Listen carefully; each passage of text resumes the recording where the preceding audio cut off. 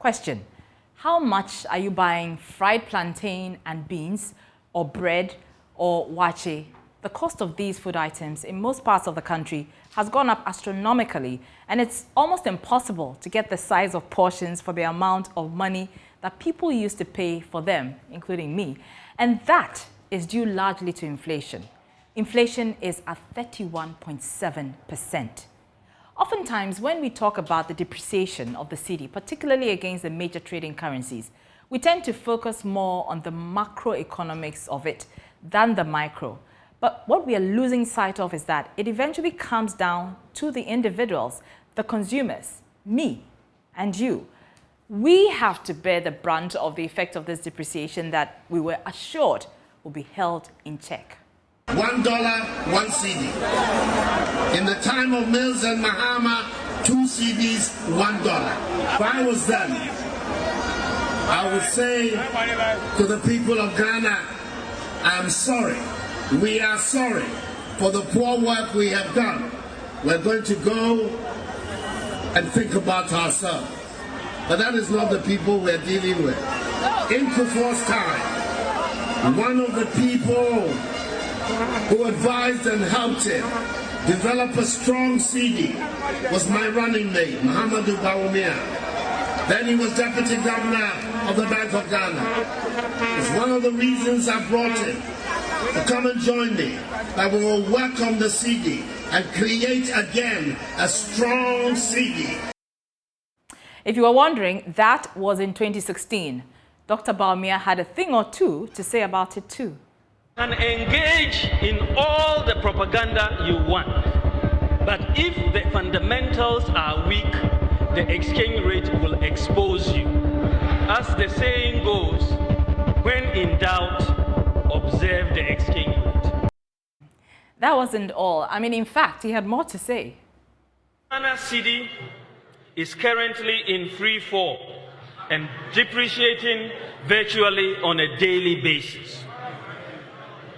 In fact, this is what you are seeing as a Midonyami exchange rate, because it is going all the way. Year, the cedi has appreciated in value. When we came in, it was running. Essentially, we have arrested it. and the IGP has the key. She's locked it up. We've arrested it. Now, this is why it's so disheartening for a lot of people who had so much confidence in these economic messiahs to go through what they are being confronted with today. From 3.72 cedis in 2016, you now need 9 cedis to buy $1. It's why importers are angry. In order to keep their businesses running, they will need more cedis to buy more dollars. That explains why the cost of auto parts has increased. It's the reason why imported cooking oil for fried yam and kelewele is pricier now. Because of the depreciation of the cedi, flour is now more expensive. Your bread costs higher because of this. Crude oil price has been falling in recent weeks. That accounts for the marginal downward reduction in fuel prices. Many of our neighboring countries are experiencing a significant drop.